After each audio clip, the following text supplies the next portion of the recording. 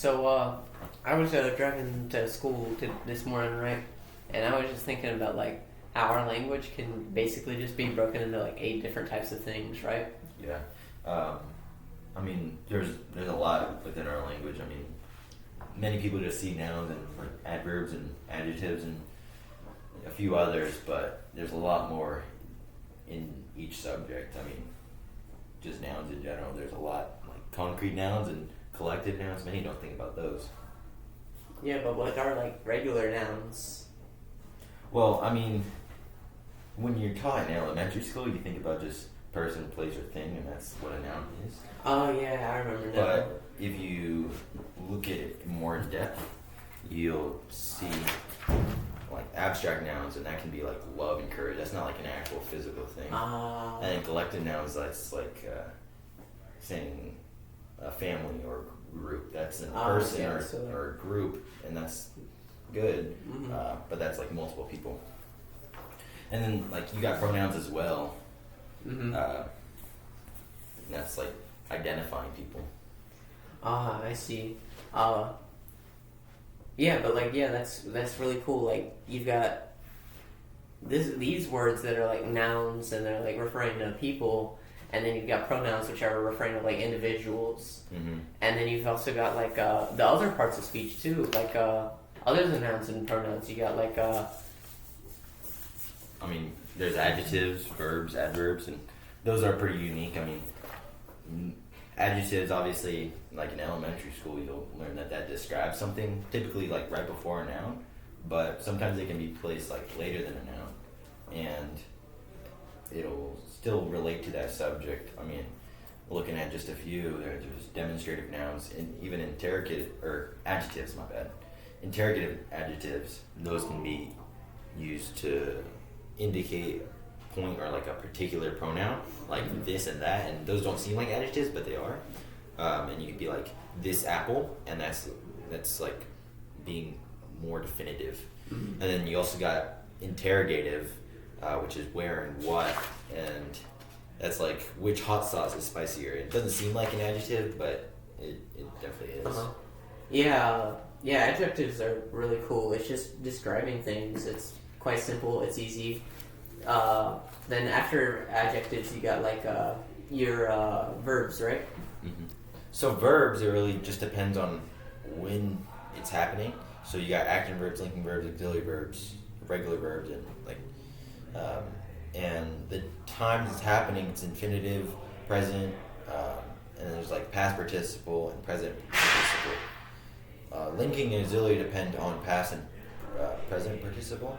So those would be like walked and walking.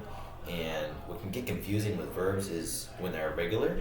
So you get words like swim, swam, and swum, and it's kind of hard to embed those properly. But at the core, they're pretty simple. I mean, action verbs it's really just like if you were to run or jump or things like that. Yeah.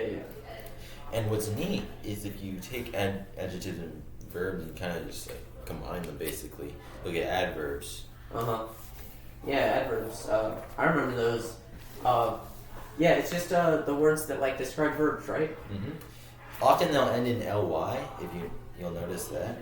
And yeah, like swimmingly. Swimmingly is not an adverb, bro. Some may beg to differ, but or no. Alternatively, washingly. Well, we need to talk about washingly, that. Okay. But most adverbs, they're pretty self-explanatory. But like again, like nouns, there's a lot of different parts that break them down. But the main idea is they just describe. They come typically right before an action. So you'd be like, he washed aggressively, and that'll be an adverb. And then after adverbs, let's see. That's like I always forget after adverbs, right? Like I'll go like, okay, yeah, your 8 parts of speech. You've got your nouns, pronouns.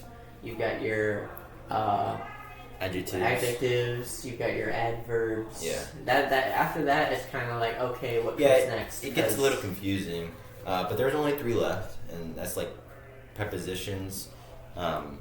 Prepositions are fairly simple. It's mainly just talking about when something happened or where it happened. So you'd be like, he ate on the plane, and on would be the preposition. Oh, yeah. And then conjunctions, so there's a really easy acronym to memorize them, fanboys. And there's a few more, but the main ones are like for and nor, but, or, yet, so. Those are like the main ones. And you could say like neither bowling nor ice skating, and the nor would be. Oh yeah. I see. Yeah, those are the ones that I always struggle to remember. The one out of them that I do not struggle to remember is the interjections. Yeah. Those are always the fun ones, even more so than the verbs. Yeah, I mean those are in formal writing. You'll see them less, but if the story is it's like is almost more casual, non-existent. Yeah.